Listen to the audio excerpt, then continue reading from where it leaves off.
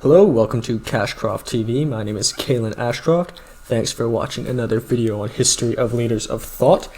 Today we will be doing Benjamin Franklin and Jean-Jacques Rousseau. This will be the final video of this particular series, History of Leaders of Thought, video 25. That means there are 25 individuals who I have covered. It's also the same amount of videos I had in the previous series, Ancient Greek and Roman History, so I thought it was a fitting place to stop. I know that I have not covered every single intellectual up until the death of Benjamin Franklin. He actually lived longer than Jean-Jacques Rousseau. But, I hope you don't hold that against me. It is quite impossible to cover everyone. Even Plutarch noted that he could not cover everyone. But I tried to do my best, and these are particularly the individuals that stuck out to me. Why am I finishing with Benjamin Franklin and Jean-Jacques Rousseau? Or perhaps you might ask, why am I doing Jean-Jacques Rousseau rather than perhaps Napoleon or someone like that? Or why am I doing Benjamin Franklin rather than I don't know, Jefferson or something of the sort? Well, firstly, I think a particular theme of this series has been that all of these individuals, with the exception of Marcus Aurelius, have not been heads of state. So I think that's an important distinction between this series and the previous series, Ancient Greek and Roman History. And I think the message is, and that's why the series is called History of Leaders of Thought, is that all of these individuals led the world despite not being in a seat of power per se. So yeah, I guess before starting, two pieces of reading that I would recommend personally is obviously The Social Contract by Jean-Jacques Rousseau. This was one of the first books on philosophy that I ever read and really got me interested in that. And as well, the Constitution of the United States of America. And this actual particular version includes the Declaration of Independence and other such important documents. A quick anecdote before starting. I was at the bookstore actually picking up this copy of the Constitution of the United States, and one of the booksellers suggested that I read this other book. I'm not going to mention the name of it, but I thought there were firstly two things wrong with it. Firstly, I don't think anyone, hopefully you read what I suggest, but I don't think anyone should really read what other people tell them to, because firstly, as soon as you make reading become a chore, I think that's when it becomes impossible. I don't think anyone could sit still and read something they don't want to. But secondly, it was an analysis piece on the Constitution. So I think firstly, for me, I would rather read the Constitution first and come up with my own ideas. And that's why I've tried to, with these series, make it as impartial as possible. So obviously with a tint of my own personal opinions, but that has been sort of the main objective in this. And so we'll begin. This quote, without a certain amount of arbitrariness, I'll explain that at the end. And I think that's a common theme throughout both my life and these video series. So with a brief introduction to both. Oh, I guess one last thing. Why am I doing Benjamin Franklin before Jean-Jacques Rousseau? Not because I think one is more important than the other, but rather Benjamin Franklin was actually born before, but he also died later, whereas Jean-Jacques Rousseau, obviously, as you might assume, born later but died earlier. So Benjamin Franklin would have been older during the periods where they're alive. So that's kind of where I came across that decision. Yeah. I guess you could also say it's alphabetical, which is also a fair way of doing it. My last name is Ashcroft, so I like the world of alphabeticalism. So yeah, starting off with an introduction of the two. So Benjamin Franklin was an American polymath and one of the founding fathers of the United States. He's considered the first American for his huge and incredible influence. He was a leading printer at the time. He was a political philosopher, a politician, a Freemason, a very important Freemason. He was postmaster of the United States, a scientist, inventor, a comic, a civic activist, and a diplomat as well. He was a major figure in the American Enlightenment and history of physics and discoveries and theories regarding electricity, as you can see in this picture, and we'll get to that obviously later. He founded the Library Company and the first fire department in Philadelphia, and as well as the University of Pennsylvania, a very famous Ivy League institution, which actually the current, some notable current alumni that you might know, Elon Musk and Donald Trump also went there. So in some ways, maybe part of Franklin's legacy. He earned the title, as I said, first American for his indefatigable campaigning for colonial unity. as well as he was initially a very important influence both with respect to his negotiations with France, where they helped supply the United States during the ultimately the Civil War, and ultimately throughout history in establishing a relationship between the two, and also as a diplomat in London and the United Kingdom during that fallout. He, as I said, exemplified America as an emerging nation during the time. He defined the American ethos as a marriage of practicalness, of thrift, hard work, education, community spirit, self-governing institutions, and opposition to authoritarianism, both politically and religiously in terms of authoritarianism. Also, in terms of the marriage, also assuming the importance of scientific values in the Enlightenment philosophy of the United States. He's known particularly for inventing the lightning rod, as well as bifocals and the Franklin stove. Yes, very successful newspaper editor and printer. He published the Pennsylvania Gazette at the age of 23, which ultimately ended up making him wealthy through his printing business. Not as wealthy as he obviously could have been, and that's an important theme in his life.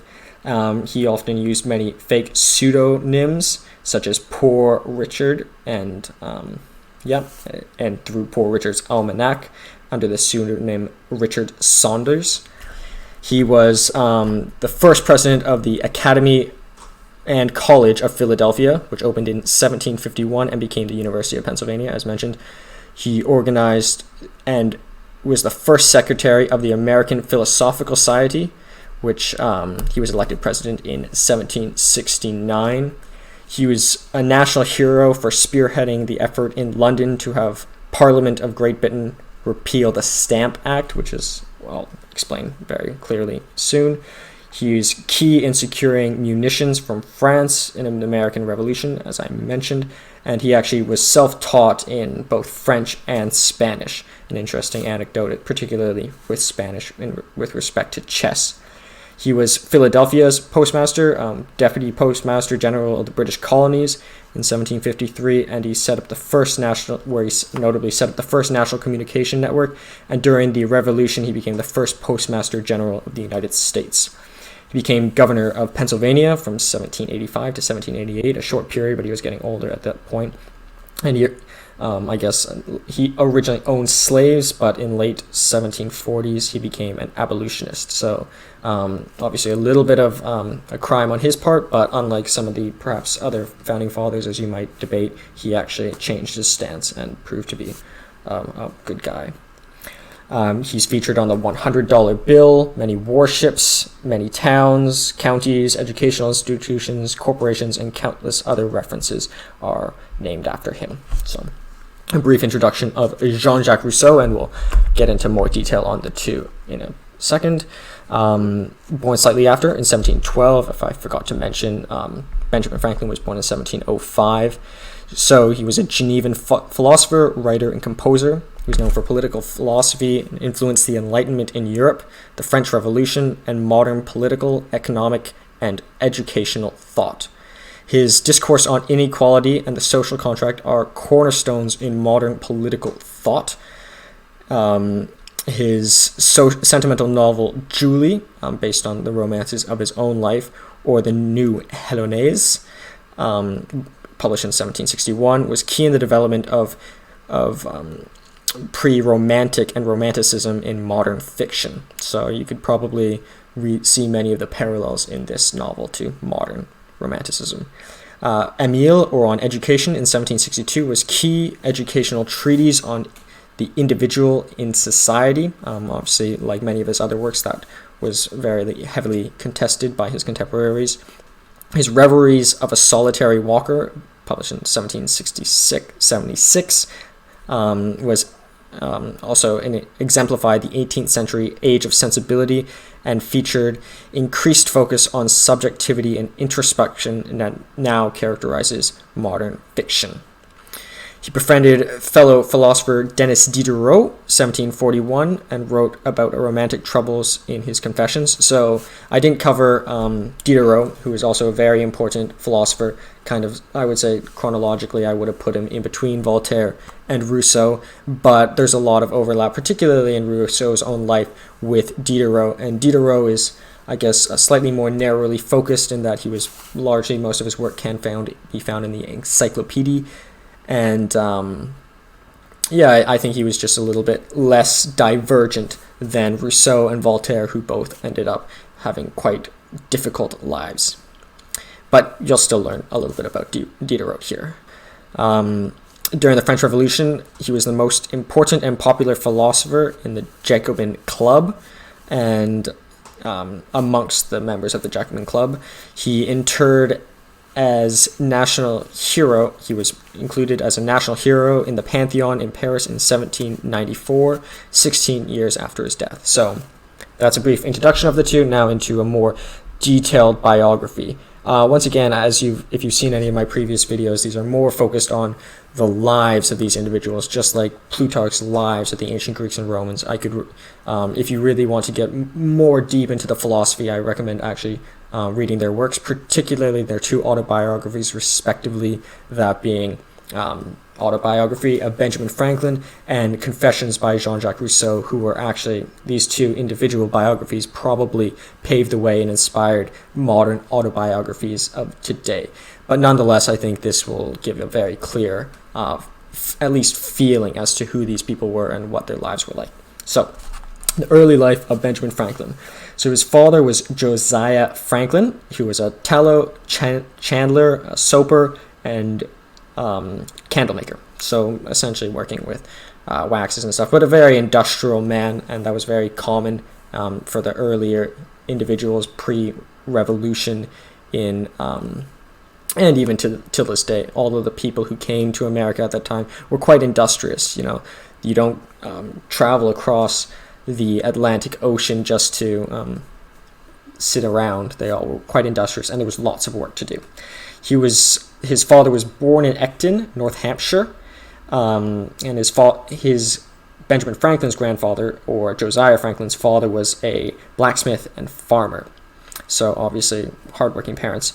All of his Franklin's grandfathers and grandmothers were English, so purely British. And that also, I think that's important to note, not just for memorization's sake, but that he obviously didn't have a certain predisposition against the English. He would have, if anything, been more partial to the British.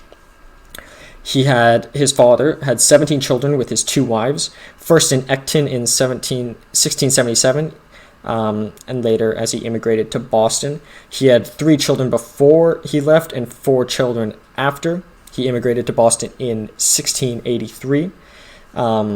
He married Anne Child originally, but she died, and he married Abia Folger in 1689 when he was 32 years old.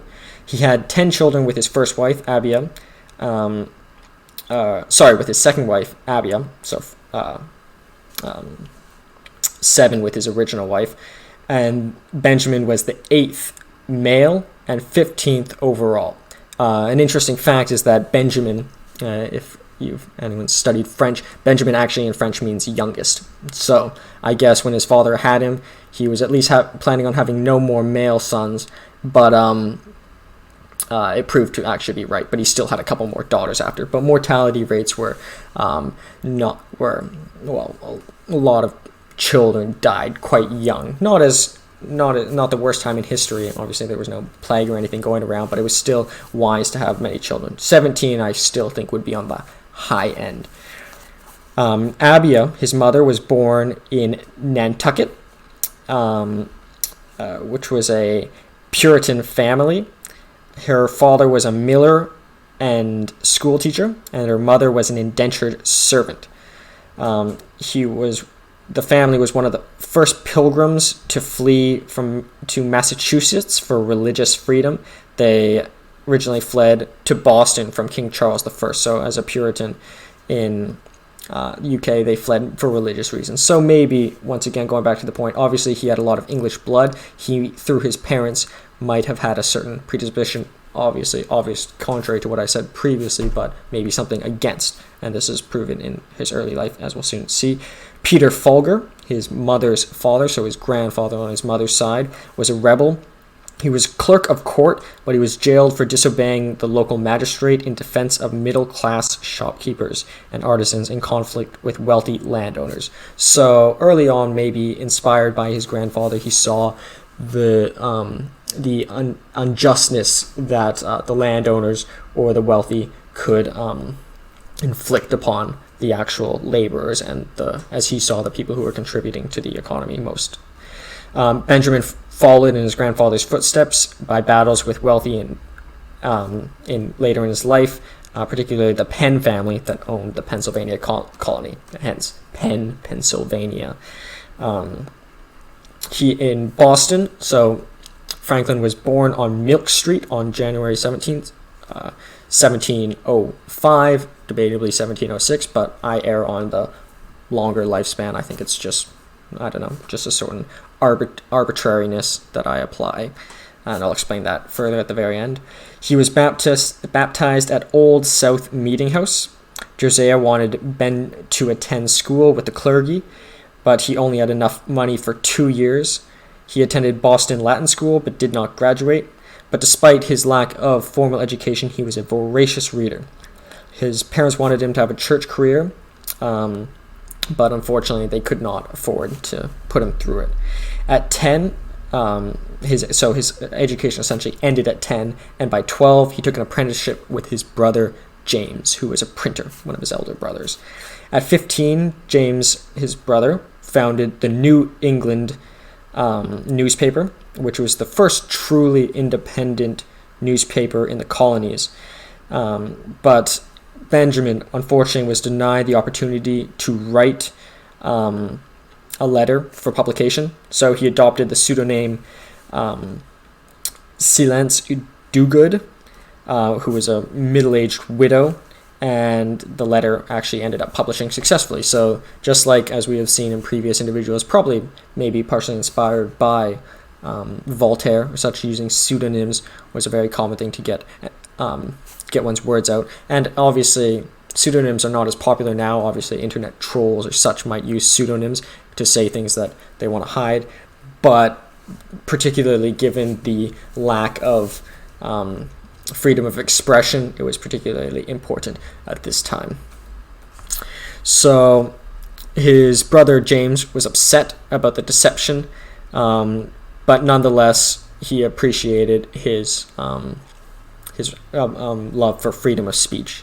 So when James was jailed for 3 weeks in 1722 for publishing material unflattering to the governor, Ben took over the newspaper, and as Mrs. Dogood, his pseudonym, he wrote what's called Cato's Letter, not Cato the Younger or Cato the Elder, but based on, written by John Trenchard and Thomas Gordon, which basically was a tool to criticize authoritarianism and basically, in effect, and criticize the individual who imprisoned his brother and fight for freedom of speech at the same time. He has this quote, "Without freedom of thought, there can be no such thing as wisdom and no such thing as public liberty without freedom of speech." And that was what he wrote in the letter, based on Cato's letters originally. He left the apprenticeship ultimately without permission, so he was considered a fugitive, but he felt that he needed to find his own way and did not want to sort of stay with his brother's newspaper that no one was really running due to his being in jail, his brother being in jail. So he moved to Philadelphia to find his own way. At age 17, seeking to start a new life in a new city. Talking to my friend, I think there's some sort of inevitability about becoming an adult or developing and finding one's own city or one's own region. I think there's something important about displacement. Also I just think it's a sort of inevitability, and I think it opens up more brainwaves being in one's complete isolation and to care for oneself, and that's exactly what he did. So he worked for several printing shops when he first arrived around town, but none satisfied his conceived ideal of what a perfect printing shop would look like.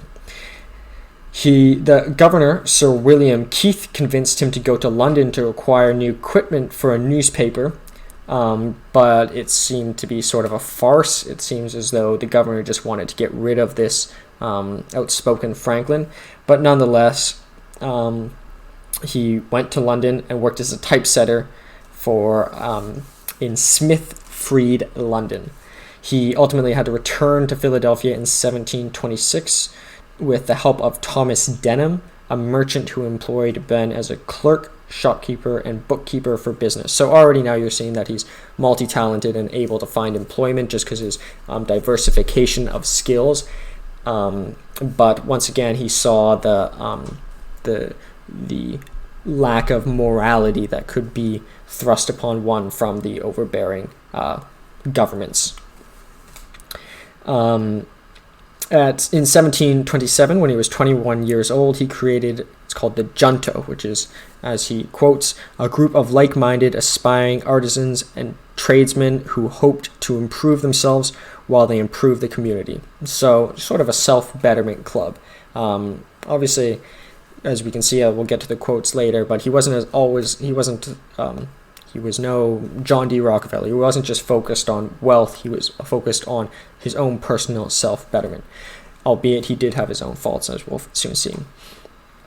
It was a discussion group that gave rise to many other organizations that filtered out both through Philadelphia and throughout the nation. It was modeled after the English coffee houses, which spread the Enlightenment ideas.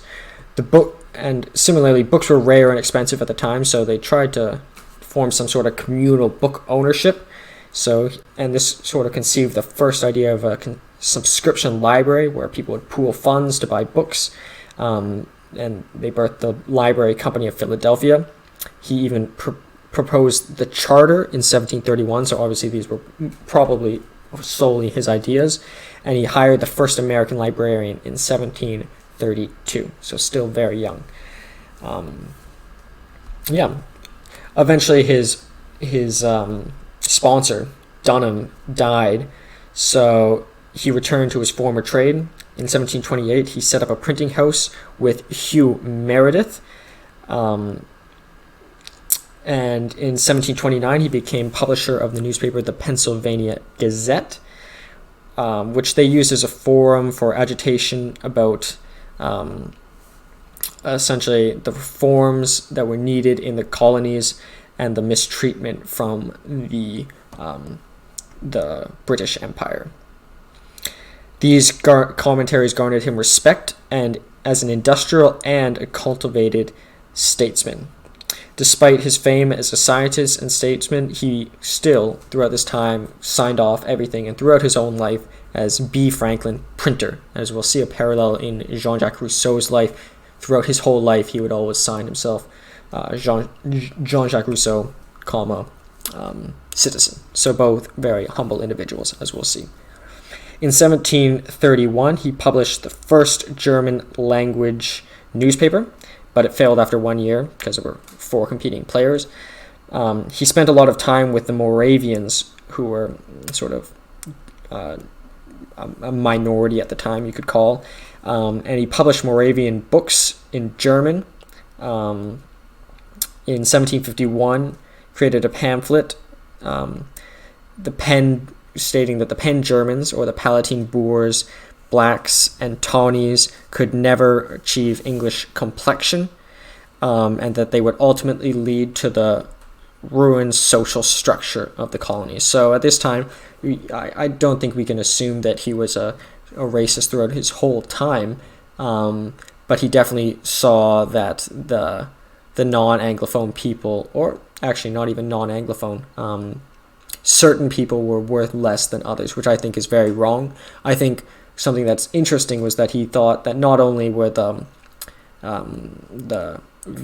physically different looking minorities inferior, but also the Germans as well. So I think that's a little give Hitler a run for his money, but either way, I think that is morally wrong and something that I do think he changed within his own lifetime, as we can sort of see in the writings of the Constitution and the Declaration of Independence. However, those might have been written, those ideas might have come more from other intellectuals. But I err on the side, assume that the person was good, and try to, but acknowledge their faults.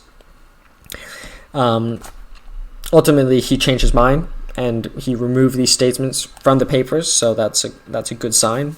Did he believe this, or did he just do it for political means? It's hard to say, but this likely caused his political defeat in the 1764 elections. His first newspaper chain for the Carolinas to New England was established, so he was very industrious at this time. He also formed partnerships with more significant newspapers at the time in order to get leverage to establish his own. However, as a businessman, he was never quite as profitable or technically savvy as the others, which is kind of ironic because he was such a great inventor, but he was more interested in the actual content of the writing than technical improvements, and he thought that the virtue was more important than the actual business success. That's why perhaps some of his competitors might have ultimately led to his defeat. But I think that's important to note. So he's obviously not perfect, but I think his mind and his goals were actually in a better place, and that's why we're speaking, or I'm speaking, and you're listening and studying Benjamin Franklin rather than some of these other newspaper men, because Franklin was more interested in something higher. So. In terms of Freemasonry, in 1730, he was initiated into the Masonic Lodge, and in 1734, he became Grand Master. The same year, the first Masonic book was published in America. Later, and in parallel, if you had seen the previous video that I made, he actually convinced Voltaire to join the Freemasons just before his death. Freemasons is a good parallel to the junto that he previously created in creating self-betterment. I think it's an important society. I know there's a lot of conspiracies that the Freemasons control the world, but firstly, I think it's impossible for a small group to actually control the world and hide it. But similarly, I think it's just well-intentioned, and I believe that because many of these people that I admire, such as Benjamin Franklin, Voltaire, and as well Leo Tolstoy, were fascinated and pro-Freemasonry. It also runs in my family, so I think it's something important. I don't like to think that my ancestors are that horrible, but either way. He fell in love with Deborah Reed while he was boarding at the Reed's household in 1723. He met her when she was 15 years old, and Franklin was 17 years old, but the mother feared that she was too young, and also feared the financial stability of Benjamin Franklin at the time. And when Benjamin Franklin left to London under the Governor Sir William's request, the trip ended up getting extended because it was sort of a farce, and Deborah ended up marrying an individual called John Rogers. And John Rogers ultimately left to Barbados and stealing her dowry and to hide from his own debts. So obviously, perhaps she made the wrong choice, or her mother made the wrong choice for her daughter, but eventually they established a common law marriage using the bigamy laws because the bigamy laws prevented her to remarry. In 1730, Franklin returned and brought his own son. Where did the son come from? No one really knows, but they had two more children together. One, Francis, died of smallpox, and one, Sally, was also important as she cared much for Franklin. But I think the most famous one is William, and obviously Sally, who cared for him in his late life. But William we'll see as sort of a kind of a nice foil character to Franklin himself. Deborah died in 1774 from a stroke while Franklin was in England. She never actually came and visited him while he was in Europe because she had a fear of the sea. and they sort of blamed each other for Francis's death of smallpox. On the one hand, Deborah blaming Franklin for not attending enough to her son, and Franklin accusing his wife of not caring for him properly while gone. So William Franklin, his son, ultimately became a British loyalist, and ended up moving to London. Supposedly Franklin even helped him find a job. However, in peace talks, Benjamin wished to pardon the loyalists, mainly probably with his own son in mind. So an interesting point that maybe his son was put off by his father's intentions. However, Franklin loved him to the end despite their differences of opinion, which I think is a noble concept. In terms of electricity, sorry to not jump around too much, but I think we should cover it. He was the first to consider that there are not two types of electric fluid. However, he was the first to name that there was a positive and negative aspect. So there's not two types of electricity, but there is positive and negatively charged particles. His principle of conservation of charge, which you could see a parallel to conservation of energy, he assumed to be closed in a closed system to stay the same, which is true, but he was the one who hypothesized that and made it famous. He was the first to combine multiple plate capacitors into what he called the electrical battery. So you could say he founded the first electrical battery.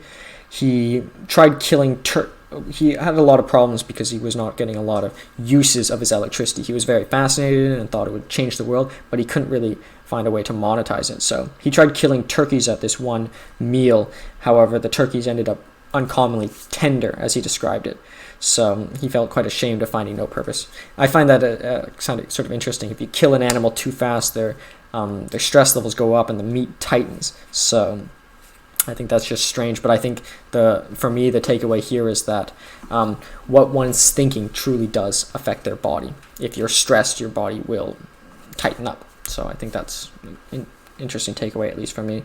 He was received into the Royal Society's he received the Royal Society's Copley Medal in 1753, and in 1756 he was one of the first and few 18th century Americans to be elected a fellow of the society. So he was still appreciated in Britain despite their ultimate fallout. He received honorary degrees from Harvard and Yale. His kite experiment ultimately led to the lightning rod, which is very important in discharging lightning. However, it's possible that, he was the first to conceive that lightning was electricity and could potentially be captured or something of that sort. However, it's possible that he never actually tried his lightning rod, and in 1752, Thomas Francois Daliband of France was actually the first to prove it. Maybe Franklin did try it, but there's no evidence to prove that he actually tried his own invention. In his book Observations Concerning the Increasing of Mankind, which he attributed increases in population to America's food surpluses. This later inspired Adam Smith's Wealth of Nations and The Invisible Hand, and later Thomas Malthus. And it was one of the first books really that captured population growth and demographics. It also might have been partially caused a fear for England, who feared that America could be getting too strong after its publication. He coined this, what's called the decisional balance sheet, where you write down, everyone's probably done it at one point in their life, if they're trying to make a decision, what are the pros and what are the cons. He coined that term. I think my ultimate quote might actually come head to head with this, but I think it's an important exercise. If you can't make a decision, weigh the pros and cons, and that was Benjamin Franklin. He was very famous for chess. He was the second known individual to write a book on chess in America. It's called Morals of Chess. And the interesting anecdote with respect to Spanish, him and one of his friends, while trying to learn it, they would play a game, and whoever lost the game would have to go learn a new grammar rule in Spanish and come back and report it. So just a fun way to learn a language. And that's kind of going back to the reading analogy. It must be fun, otherwise you're never going to finish it. or never going to learn the language in this case. Another anecdote in terms of languages, when Franklin was trying to learn French, he compared to many of his contemporaries who, one of them in particular, studied eulogies, French eulogies, trying to get all the diction right, whereas Franklin would just essentially go out and party and learn the language that way. So he learned it through a fun way, and ultimately yielded him more successful, but also as ultimately the ultimate goal was to be a good advocate for the United States, and by being friendly, it helped in that regards too. In terms of music, he improved the glass harmonica, which was used and composed for by both Beethoven and Mozart. Joseph Haddon even owned one because he was also inspired by Franklin's own enlightenment. He has what's called his 13 virtues, which can be covered in his autobiography, all of which are important. Some are more important than others, but I think those are cornerstones for anyone who would like a quick way to, if you read the whole autobiography, it would be a lot longer, but they're quick 13 rules to live by. Once again, slavery. He became an abolitionist, which was important. And then another interesting point was vegetarianism, which was probably inspired by the Quakers, but he also at 16 read a book by Thomas Tyron, in that it advocated that the health benefits of vegetarianism could be better. He, when he was young, conceived that if he became a vegetarian, he would spend much less on meat, much less money from his brother's salary, and in that he could actually spend more money on books. Ultimately, and ironically, Franklin ended up dying of obesity, so maybe that might disprove the point of its way of making him healthier. But once again, as I said, there was the Pythagoreans. They practiced strict diets and vegetarianism. I don't really, at least right now, I think a lot of diets can be proven to be sort of a pseudoscience, but I think the concept of following a diet will yield other benefits in one's life. It's just like any sort of routine. You're conquering something, and it'll give you motivation that'll pass into other parts of your life. So and it also just causes you to think differently. Like Steve Jobs, that's the concept of Apple, think differently. He ate differently. Some days he would only eat apples, which is sort of funny, but he definitely did not live like a normal person. He created what's called the phonetic alphabet. He removed the letters C, J, Q, W, X, and Y, and he replaced them with new letters because he thought that all these letters were redundant. Fortunately, he didn't, because my name starts with a C, but it never caught on. But it's just his way that questioning every foundation of society, even down to our letters, is a good exercise and what makes him so great. Moving to public life. In 1736, he created the Union Fire Company, which was one of the first volunteer fire companies in America. The same year, he created a new currency in New Jersey using his innovative printing abilities to make it better in terms of anti-counterfeiting. So he was fitting for that job. He was an advocate and for paper money, and he wrote many documents on it. Even in the British House of Commons, he made a case in 1766 for them to promote more paper money. I think it's was sort of an inevitability because there isn't enough gold, silver, or even bronze to divide up amongst people. It's much harder to carry, but also, it allows for central banks and the printing of money, which is an extra tool for controlling inflation. So with that, you can't print gold unless you restrict the gold supply and slowly release it in society. You can control inflation, but through paper money, it's much, much easier to do. In King George's War from 1744 to 1748, he raised money for a militia to defend Philadelphia, as he felt the city was not making an effort against France and New France. King George's War was part of the Austrian succession, but either way, it showed that he was good at forming militias, or to some extent, maybe not as much as some of the other founding fathers, but he did have a violent side as well. In 1748, he was a councilman in Philadelphia. In 1749, he became Justice of Peace. In 1751, he was elected to the Pennsylvania Assembly. In 1753, he became Deputy Postmaster. of British North America, where he had conceived the idea of sending mail every week, which greatly increased productivity and communication throughout the colonies. In 1751, with Thomas Bond, he obtained a charter for the first hospital in what became later United States of America in Pennsylvania. In 1752, in Philadelphia, he created the first homeowners insurance company in what later became the United States, which is important in, I guess, giving consumer confidence in terms of creating a large housing market. And that's why you could argue the United States housing market, and it is actually, in my opinion, you might have a different way of calculating it, but the United States housing market is the most efficient and largest in the world at this point. In 1750 to 1753, he created what's called the Educational Triumvirate with Samuel Johnson and William Smith, where they founded, Samuel Johnson ended up founding Columbia University in New York, and with William Smith, they created the College of Philadelphia. William Smith became the provost, and ultimately Benjamin Franklin ended up controlling the university after its amalgamation with another local college.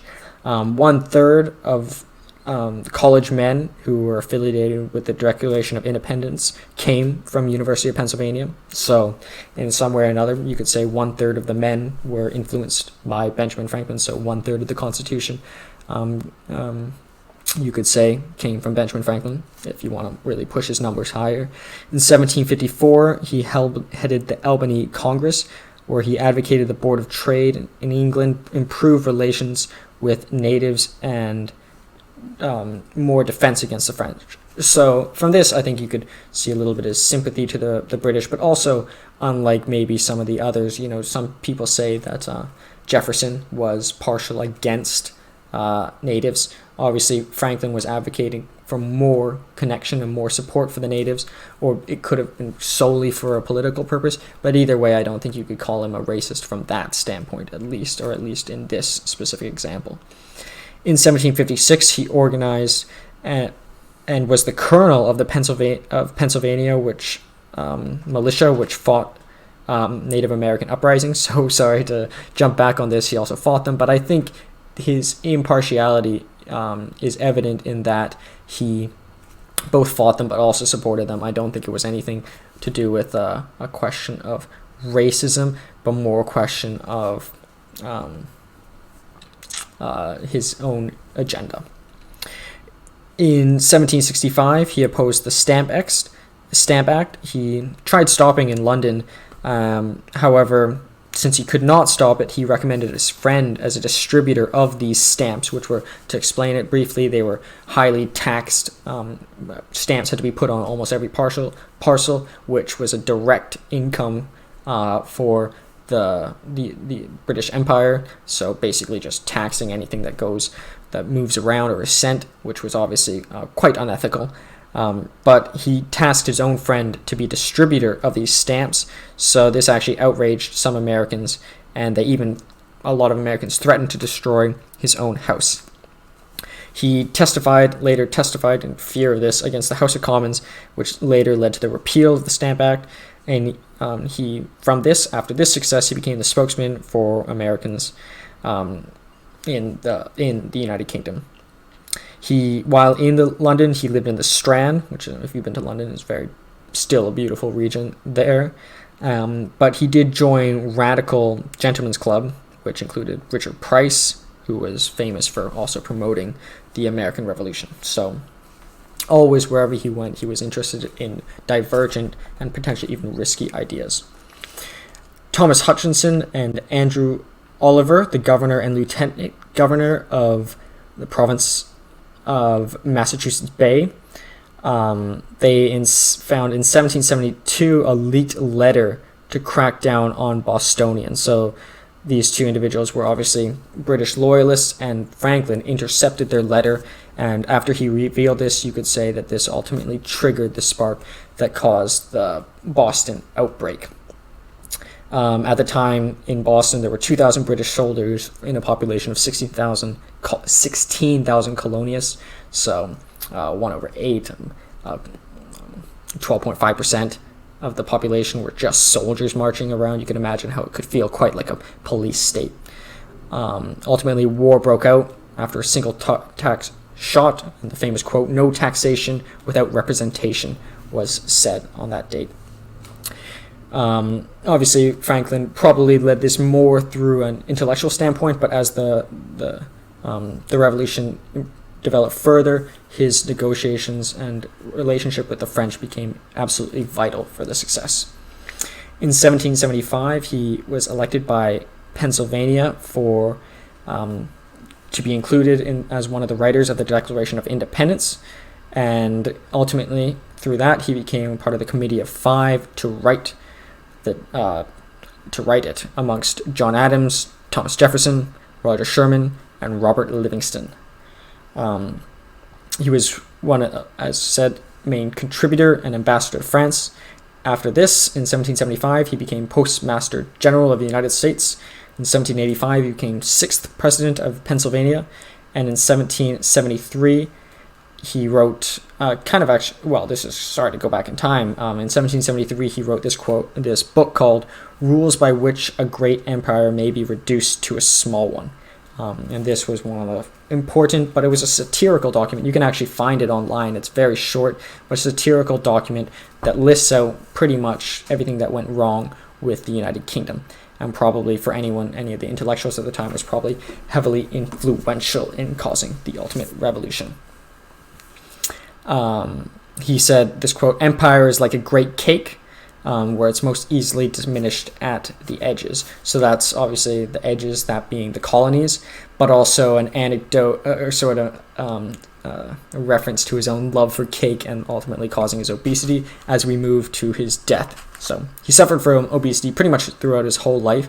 Particularly, he died from gout, you could say. He had a pleuritic attack, which is basically the membranes like your lungs and stomach get crushed due to too much obesity and inflammation, and he died at 84. So still lived a pretty long life, I think partially because he was, I truly believe those who are higher in the dominance hierarchy have less stress and leads them to live longer. There was a study with monkeys, and monkeys were most likely to get sick as they were entering into manhood, whereas those who got to live and to be elders actually rarely ever got sick because they were comfortable with their social status. So despite his obesity, lived to 84, lived longer than Jean-Jacques Rousseau, so that's something to say. But I think his obesity shows that even though he was so great on so many fronts, he's not perfect, and everyone's got their own faults. In this case, he couldn't control his diet and his love for cake. His last words were, "A dying man can do nothing easily," as his daughter suggested him to roll over. So I guess he was aware of his own weakness at his death. I think that would be my analysis of this. At 22, to conclude this, he wrote his own epitaph. So you could say, at 22, what did he know? His life probably changed. But this is what he wanted to be his epitaph, and it's the one that is recognized today. "The body of B. Franklin, printer. Like the cover of an old book, its contents torn out and stripped of its lettering and siding, lies here. Food for worms. But the work shall not be wholly lost, for it will, as he believed, appear once more in a new and more perfect edition, corrected and amended by the author."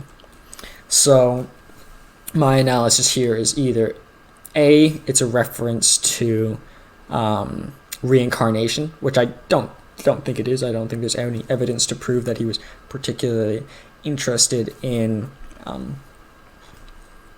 he was never too overly religious, despite the religious significance of the Freemasons. However, I think it's that his words will live on, and they will be reformulated, sort of as I am doing right here. I'm reformulating his life, sort of in some way amending it, taking out what's unimportant and putting in probably re-emphasizing different parts, and I think that's what he's alluding to, and it's his legacy, but also alluding to his love for books, but also his concept of his own vulnerability as food for worms.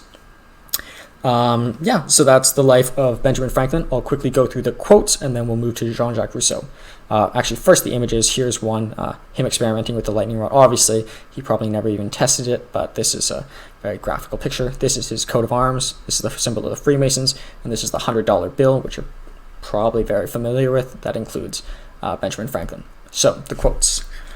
Tell me and I forget, teach me and I remember, involve me and I learn. So kind of like, give a man a fish, you'll feed him for the night. Teach a man to fish, and you'll feed him for a lifetime. Just a very famous and important quote. Well done is better than well said, emphasizing his industriousness. Never leave that till tomorrow, which you can do today.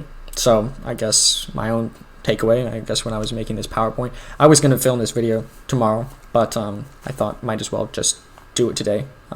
It's never going to be perfect anyways, so just make it. There are 3 things extremely hard: steal, a diamond, and to know oneself. So even he, an incredible intellectual, still struggled in knowing himself, and I think that's one of the hardest things that people can do, and I think no one can ever fully know oneself. Even perhaps maybe right before they die they might know.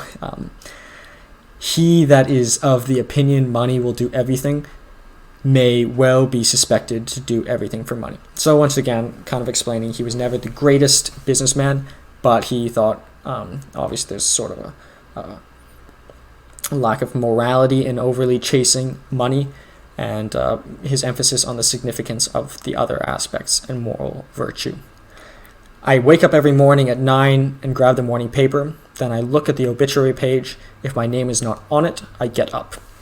So sort of just a joke, shows a little bit of insight into his humor, but it once again maybe into his conception of some sort of afterlife, and maybe you can see the parallel in his epitaph.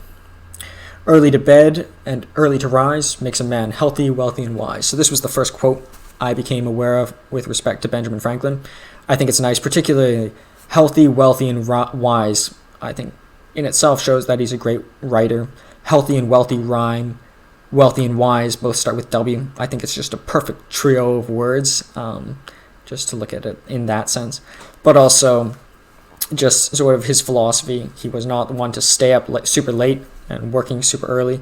I was talking to a friend about this. I don't think the concept of night owls or early birds really exist.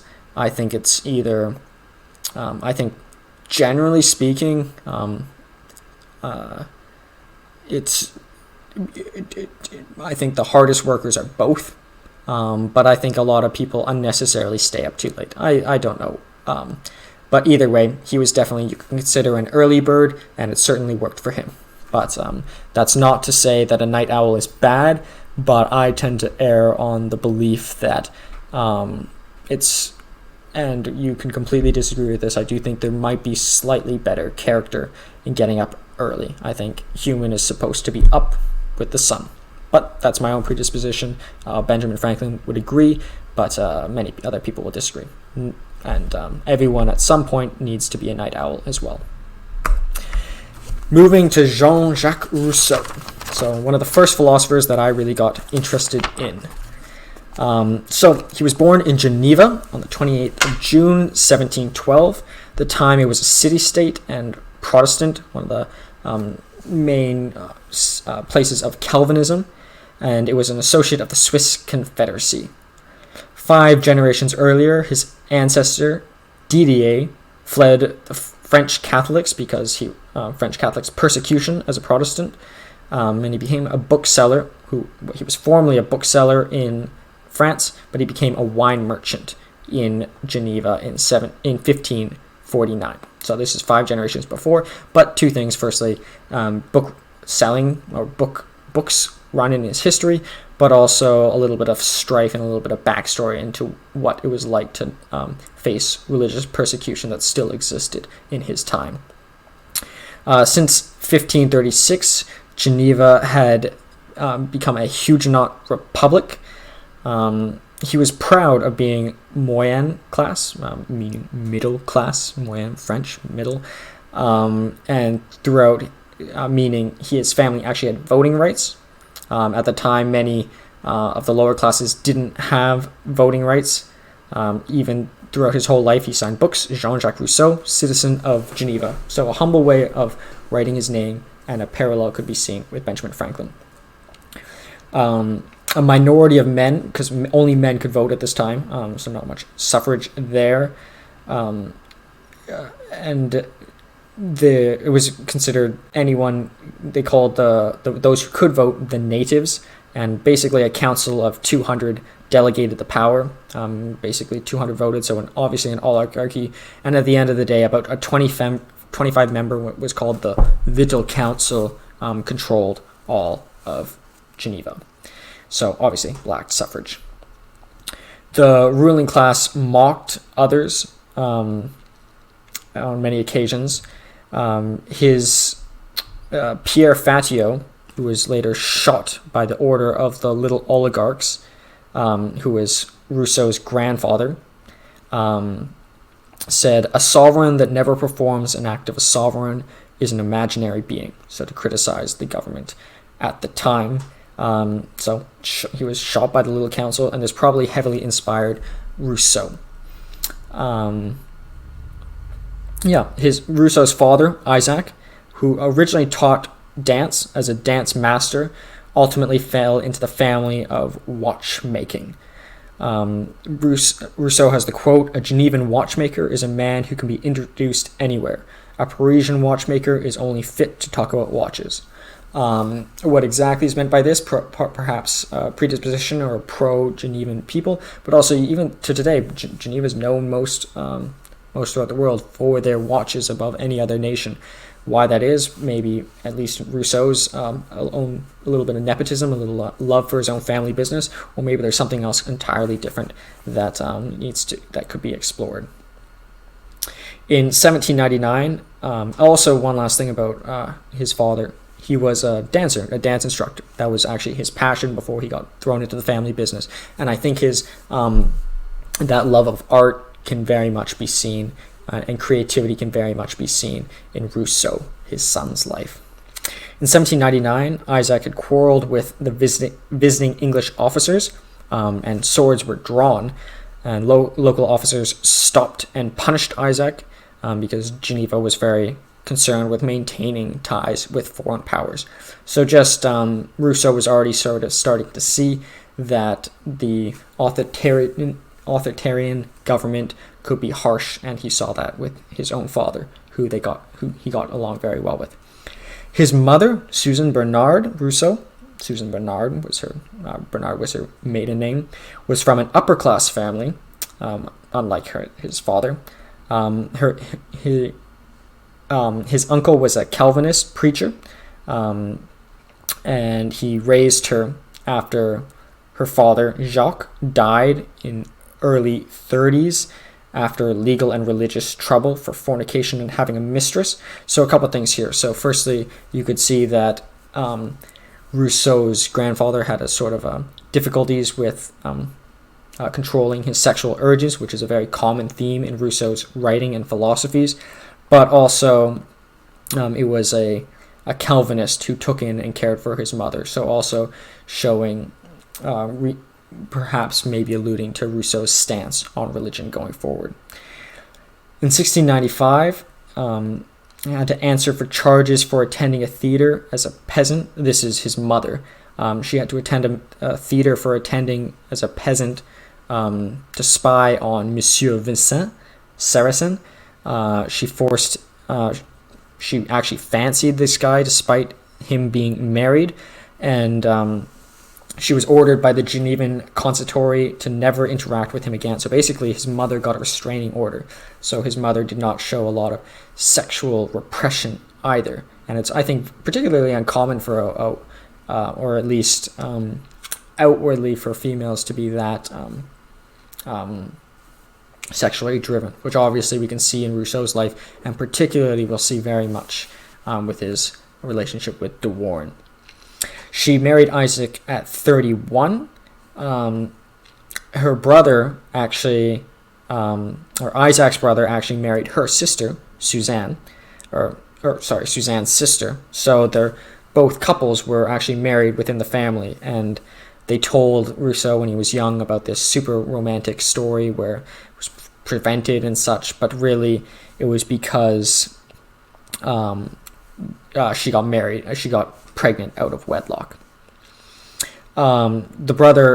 Isaac's brother and Suzanne's sister were married 8 years earlier, but they were chastised by the consistory for an early pregnancy, as I mentioned, and however, she died at childbirth.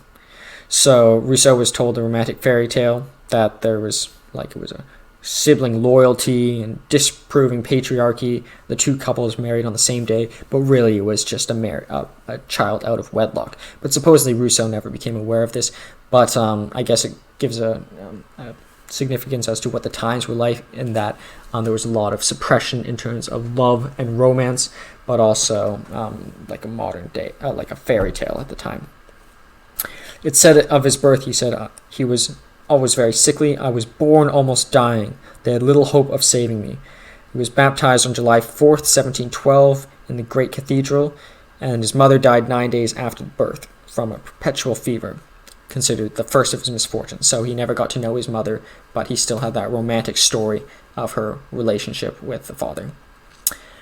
So he was raised with his mother's older brother, so that would be his uncle, Francois, and by father, but his father soon died, as I'll explain, and his paternal aunt, who was also named Suzanne. His father sold the house that his mother had inherited, and his father, Isaac, promised to eventually give the earnings from the house to Rousseau and his brother. However, in the end, there was very little money to spend left over. They moved out of this upper-class neighborhood. Maybe it was because his father was a little bit scarred at his dead wife, or maybe it's just for financial reasons. But they moved into a craftsman districts filled with silversmiths, engravers, and other watchmakers. He experienced the class conflicts firsthand, and he noticed a difference between artists and artisans, where he says, those important persons who are called artists rather than artisans work solely for the idle and rich, and put an arbitrary price on their baubles. So he thought that there's something superior about the artisan who makes something of use, rather than the artist who essentially just sells something based on some abstract value. I'm not saying that's necessarily true, however, that's something that Rousseau certainly believed. In his Confessions in Book 1, he noted that he stayed up all night reading adventure stories until hearing the swallows. His father originally gave him these books, hoping that they could just read, but ended up loving it himself, which obviously carried on into his son. His father would say, upon hearing the swallows in the morning, come, let us go to bed. I am more child than thou art. So his father, probably just through his father's own obsession with reading, led into Rousseau. But also you can see the parallel in that both Franklin and Rousseau were voracious readers. He read many what's called escapist stories, basically going off into escaping one's own life to follow into these fictions.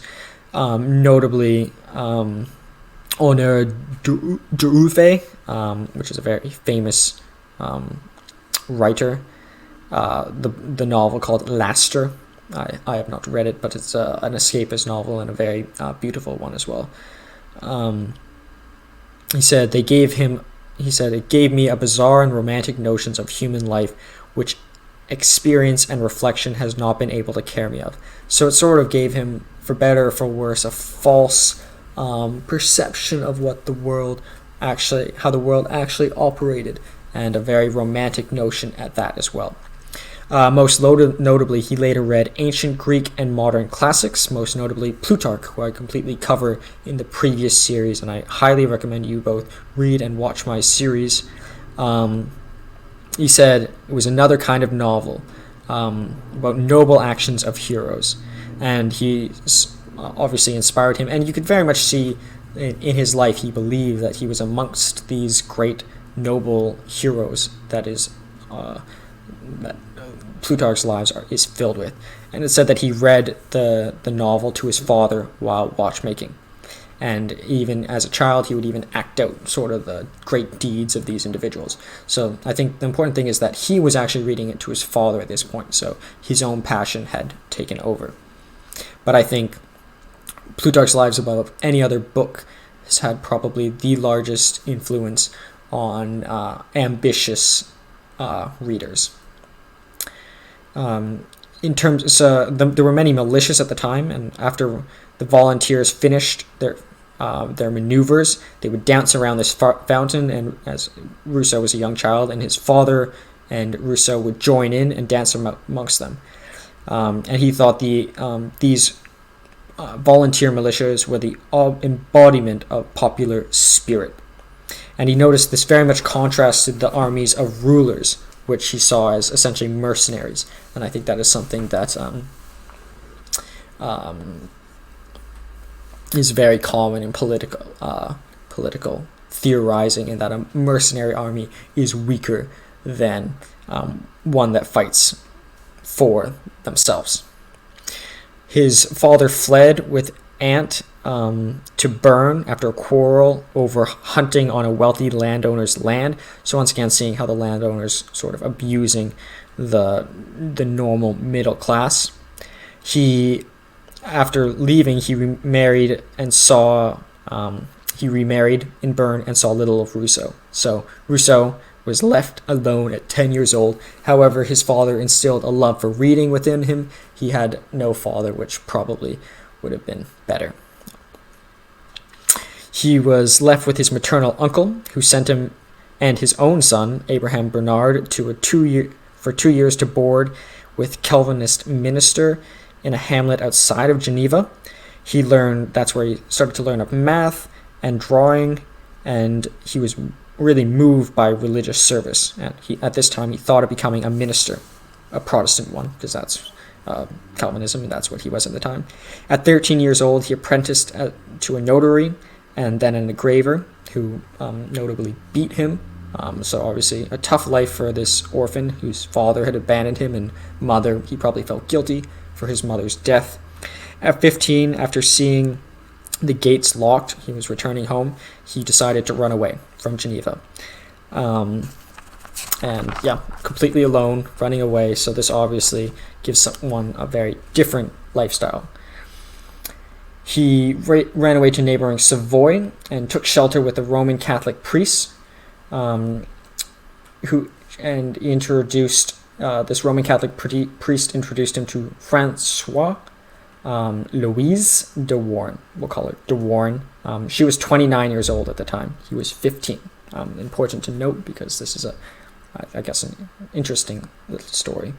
She was a Protestant noblewoman who was separated from her husband, and what's called a professional lay proselytzer, which is basically paid by King of Piedmont to bring Protestants into Catholicism. So they found this little 14-year-old runaway, and she was tasked with turning him into a Catholic. She sent him to Turin, Piedmont, modern-day Italy, to complete his conversion, and in doing so, he gave up his Genevan citizenship. He later gets it back. That's why he still signs off his name as citizen of Geneva. De Warens and Rousseau were probably drawn to Catholicism due to Calvinism's insistence on total depravity or original sin. So De Warens was called a deist, drawn to Catholicism, the doctrine of forgiveness, essentially, in that one problem, as Martin Luther pointed out, is that there was indulgences, one could just pay off their sins, but at least De Warren, she was a widow, and she liked the concept of the forgiveness that Catholicism had, and likely Rousseau saw that as well. But I think more for Rousseau was thrust upon him, and a very common theme in Rousseau's philosophy is religious tolerance. When he was alone, he served as a servant, a secretary, and a tutor. He wandered in Piedmont and Savoy and Italy and France, just pretty much taking odd jobs. He lived on and off with de Warens, who at the time he called Mama. She was flattered by his appreciation, and she tried to find Rousseau a profession. She even arranged formal music lessons for him with the intent, and he briefly attended a seminary with the intent of still becoming a priest. But at the age of 20, he becomes a lover of de Warens. So 5 years later, de Warens was 34, he was 20. Still a big age gap, but she, I think, most notably was in a position of power. She was his caregiver. It was a sexual relationship, and it included the steward of the house. So it's called a ménage à trois, which is basically a threesome-like relationship. This very much confused Rousseau and made him very uncomfortable. But, I think he lacked a lot of affection at this point in his life, and he was very open to it. But he still considered later in his life, in his confessions, de Warens the greatest love of his life. So despite his future relationship with Therese, who he also loved. So kind of, obviously, I think that would have a big psychological impact. His caregiver, once he becomes of age, starts a sexual relationship, and he even called her Mama, like his own mom. I think it's a pretty strange relationship. In the de Warens household, there was a circle of educated members of the Catholic clergy. Who introduced Rousseau to letter writing and different ideas. He was somewhat an indifferent student, and he suffered hypochondria in his early 20s. So he was always thinking he was sick. Like he said, he was born sick. I guess maybe partially something to do with his mother having died. But he applied himself mostly to philosophy, mathematics, and music. Those were the subjects that really interested him most. At 25, he received a small inheritance from his mother, and he used a portion to pay off de Warens, which he obviously appreciated and shows his moral compass. At 27, he took a job as tutor in Lyon, so he moved away. In 1742, he moved back to Paris to present to... he moved to Paris to present to the Academy. He was 30 at this time. Really, this is where he takes, I guess, his first big leap at 30, which I guess is a little bit later, especially given the time period. So he presented it to the Académie des Sciences with a new numbered musical notation. So to explain it briefly, it was compatible with typography, but it was based on linear lines with numbers, which would have been the pitch. So right now we have 8 lines, and you just draw it up. You put a one line with different numbers referencing the pitch with an actual note, and then dots and commas to have their actual values there. So it would have worked, but they believed it to be impractical, but they were impressed by his mastery of the subject and urged him to try again. So he really took a leap of faith here, he thought this would be his great success and his wealth, but unfortunately he was turned down. In 1743, when he was 31 to 32, he got an honorable job but ill-paying post as secretary to Comte de Montaigu, French ambassador to Venice, and it woke a lifetime love for Italian music, namely the opera, which he actually thought superior to French music. His employer routinely paid very late, as much as a year, and irregularly, so after 11 months he quit. And he had got a profound distrust for government bureaucracy. But I think most notably is that Rousseau was not the individual who could take a normal job like this, odd payments or not. It was not a fit for him and his intellectual curiosity, but also his outgoing nature. So he returned to Paris, and he returned penniless. He became lover of Therese Levasseur, a seamstress and breadwinner for her mother and useless siblings. So Therese already had a lot on her plate, but he gathered enough money for them all to move in with him. So he became the benefactor of all these individuals. They had a son and as many as 4 other children, but they gave them all up to foundling hospitals. So basically put them all up for adoption. He said it was the honorable thing to do, He thought that he would not be able to educate them properly. He was later subjected to criticism because he ended up writing books on education and child rearing, and he later regretted having put all of his children up for adoption. In a letter to Madame Françaille in 1751, he admitted his lack of richness. It was not his lack of richness, but his inability to educate his children properly that caused him to put them up for adoptions.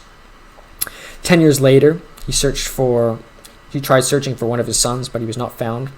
And he was attacked by both Voltaire and Edmund Burke for being a celebrated education and child rearing theorist, despite having given up all of his children. In 1749, starting with music, contributed to Diderot and D'Alembert and Voltaire's Encyclopédie. So an influence on one of the greatest books of the Enlightenment, particularly in music. Ultimately, he also included on political economy in 1755. So directly influenced the most important book of the Enlightenment, arguably the most important. His own book was quite important as well, The Social Contract. He was obsessive. It said that Rousseau had an obsessive dialogue with writers of old, and this was filtered through Diderot. So Diderot, who went to prison in Vincennes. He was imprisoned for his concepts of materialism. He believed in atoms and natural selection, very anti-religious things at the time. But Rousseau would go and visit Diderot in prison, and it said that Rousseau was the dialogues with great individuals of the past and filtered through Diderot. Rousseau later even considered natural selection as an agent for improving the human species. So he also agreed with Diderot, but certain aspects of natural selection obviously clashed with the religious authorities at the time. He wrote, there was an essay competition sponsored by the Académie de Dijon to be published in the Mercure de France. He wrote, so this essay topic was whether the development of arts and science was morally beneficial. And on one of his walks to visit Diderot, which was about 3 miles from Paris, he wrote a famous essay called Discourse on the Arts of Science, fitting for the essay topic, where he said that basically the arts and sciences and civilization has detracted from the goodness of coined the term the noble savage. So essentially, to summarize this philosophy of his in as few words as possible, he believed that without the government constructs and materialism, one was much better off and morally superior than today, where he has the quote, "Man is born free, and everywhere he is in chains, just through civilization." And he won the first prize, and this garnered him a lot of fame. In 1754, he returned to Geneva and reconverted to Calvinism in order to regain his citizenship. He continued his interest in music. He wrote words and music for an opera, Le Devin du Village, the village soothsayer, which he performed for King Louis XV in 1752, who was so pleased that the king offered him a lifelong pension. However, Rousseau rejected this offer, upsetting the king, but this was a common theme throughout Rousseau's life, and a parallel could be seen with Franklin in that he did not seek the money, but seeked almost more, what interested him more was upsetting people. Not directly, but he did not, I think mostly he did not want to show that he was a controlled or a subject of the king. He was considered the man who refused the king's pension. He continued to pit French music supporters against the Italian.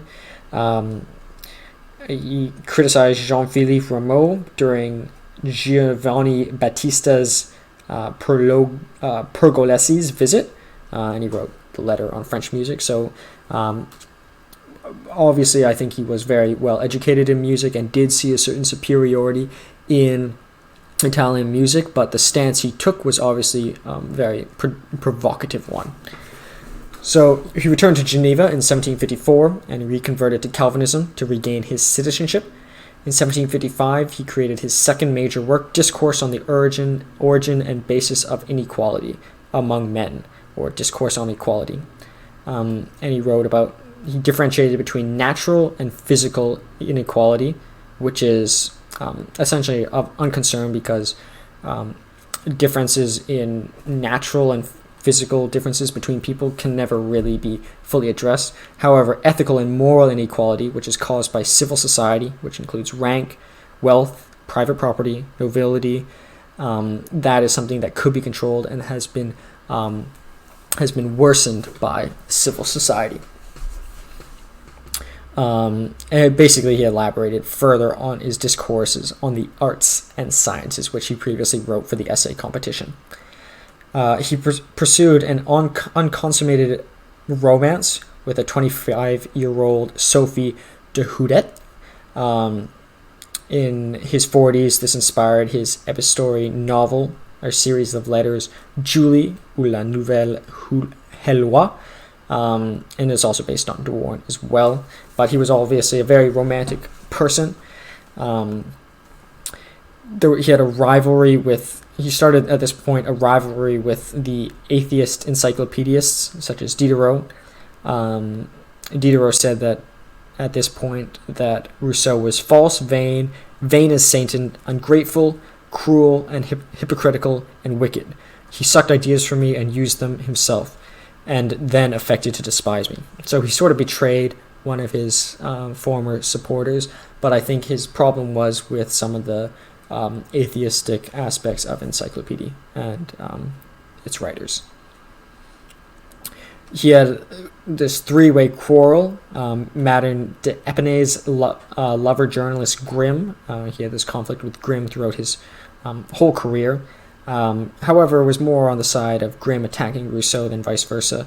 Madame d'Epinay was a patroness and landlady that he was staying with, and her cousin of Sophie, the one that Rousseau was having an affair with. And however, Rousseau did not like staying with Madame d'Epinay because he felt that she was putting a lot of pressures on him. However, he was also apparently quite provocative to her as well. But nonetheless, at this point, Rousseau seems to have predisposition just to upsetting people rather than, or at least more so than any other individual at the time. So he broke with the encyclopedists.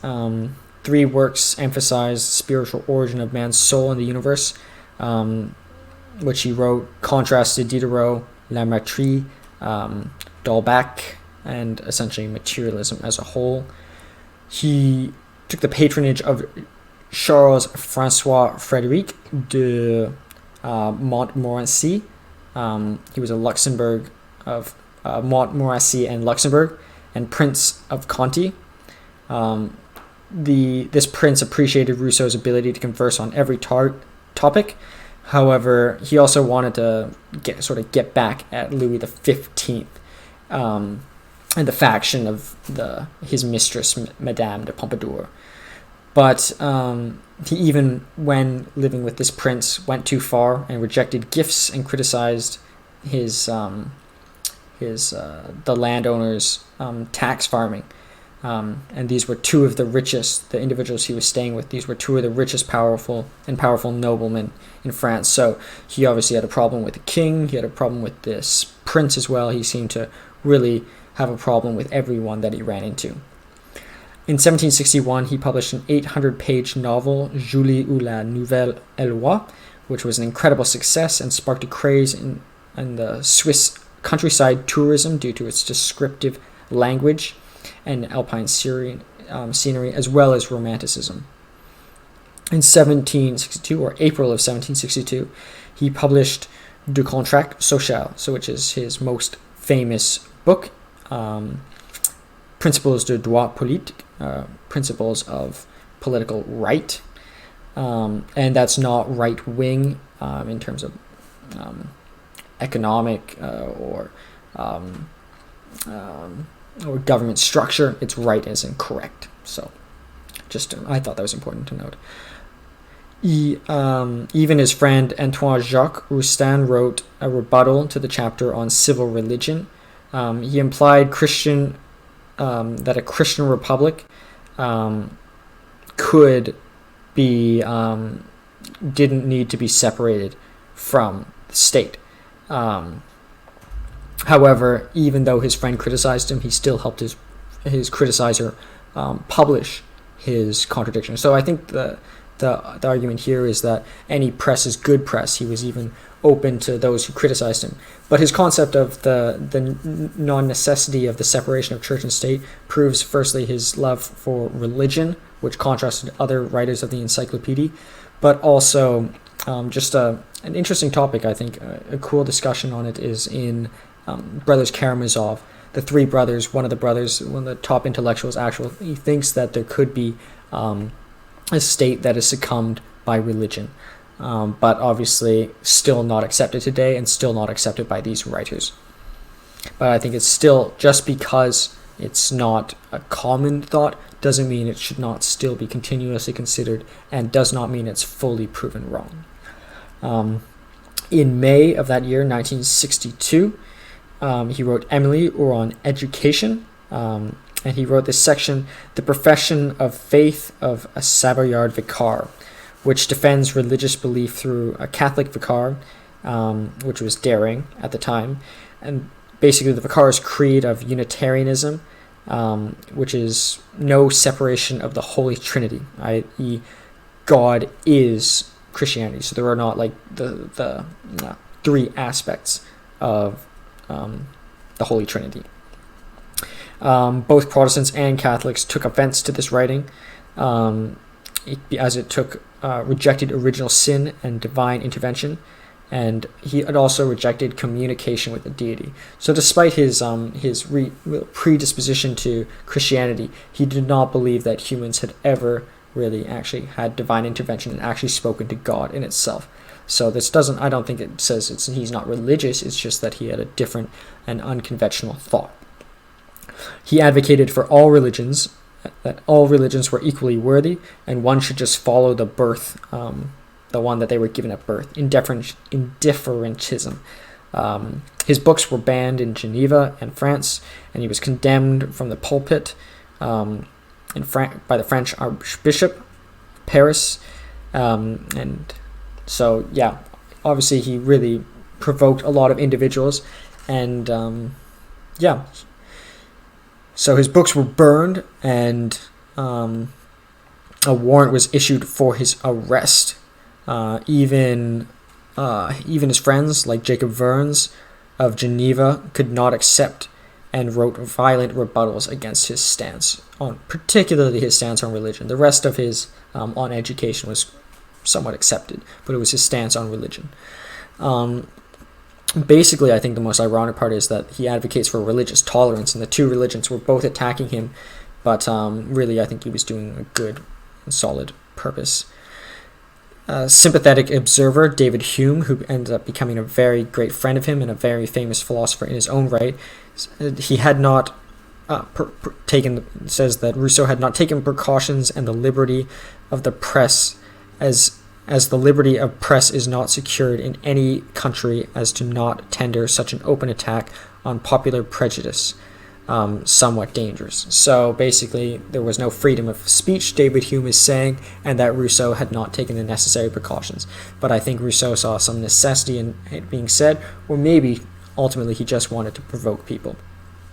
But it was something that it mostly differentiates from Hume in that he was willing to take this chance.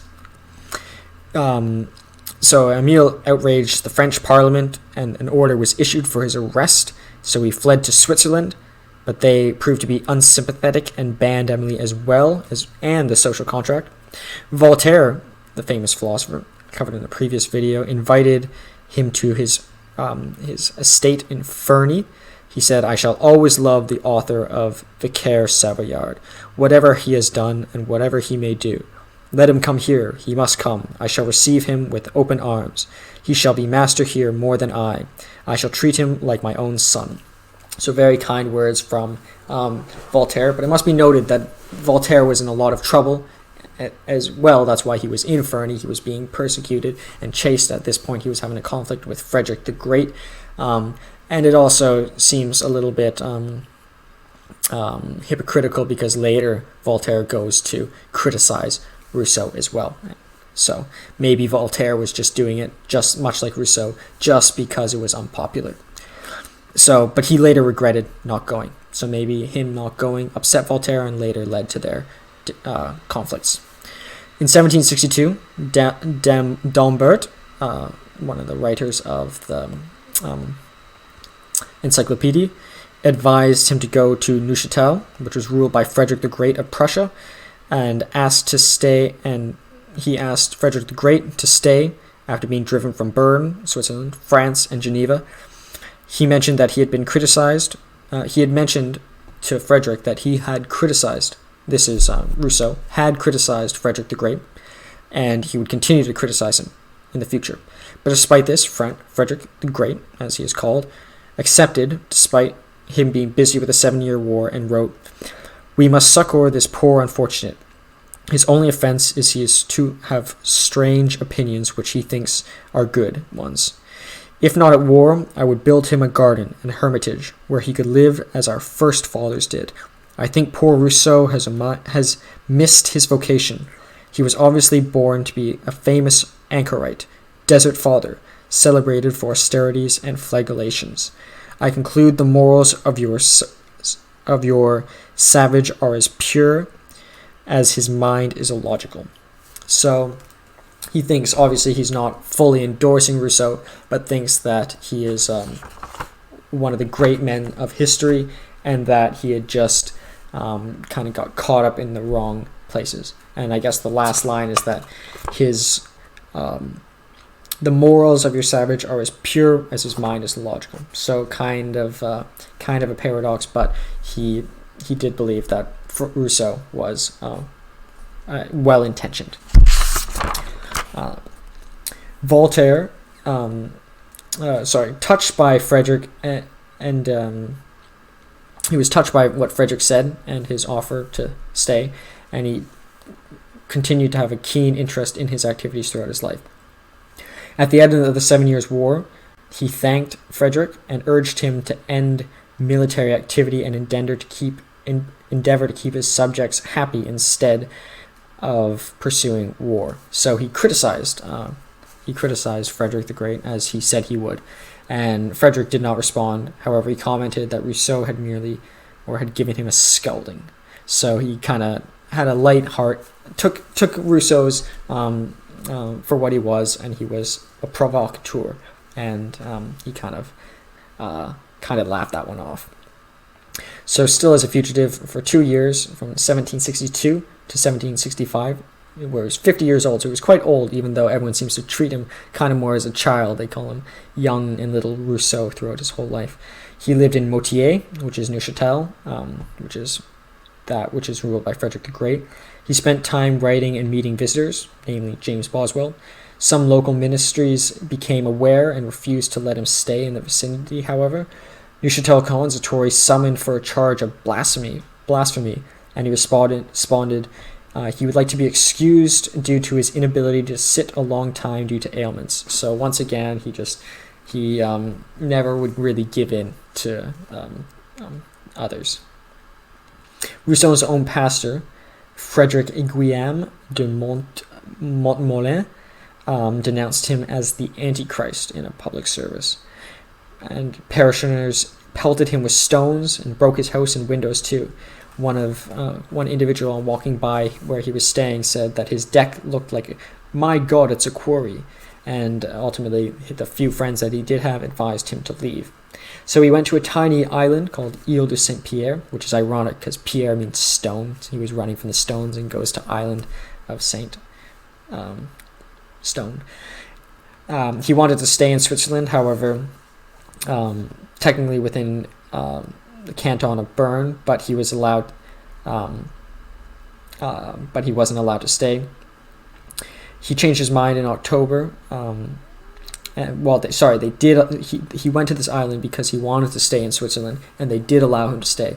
However, soon after, they changed their mind and gave him 15 days to leave. He offered to be incarcerated at any time with more than a few books in his hand and only asked to walk in the garden. Upon hearing this, they offered him 20 hours to vacate the country. They're in all Bernese territory. So once again, he just always very provocative, and probably to his own misfortune. But that's why he's famous. That's why we know who Rousseau is today. So he moved to Strasbourg. Potsdam Frederick offered to stay in Potsdam. Pauli offered him to stay in Corsica. Saint Lambert offered him to stay in Lorraine. And David Hume offered him to stay in England with him. But ultimately he chose to go to England because he was sort of having good relations with David Hume and sort of wanted to get to know him better. He went to Paris temporarily, and he was on a passport in 1765 on the way, and it was said, "It is impossible to express or imagine the enthusiasm of this nation in Rousseau's favor. No person ever enjoyed so much attention. Voltaire and everybody are quite eclipsed." This is said by Hume. So despite, it seems, the governments and perhaps the churches not liking him, the public, even in Paris, was actually quite favorable towards him.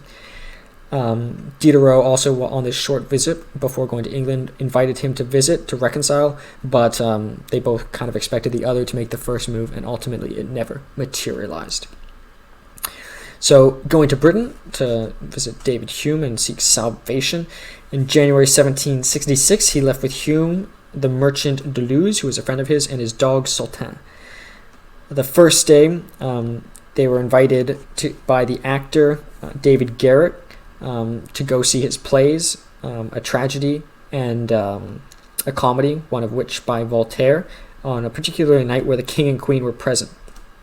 Supposedly they had a box seat, and he leaned so far forward out of excitement that he fell out of the box, and he was so entertaining that the king and queen watched him more than they watched the actual play.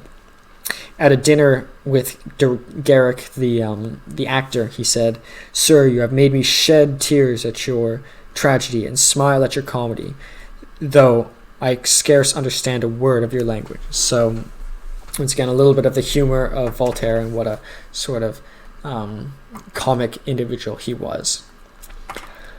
Hume, in a letter to Madame de Brubatin, said, "I have never met a more affable or virtuous person.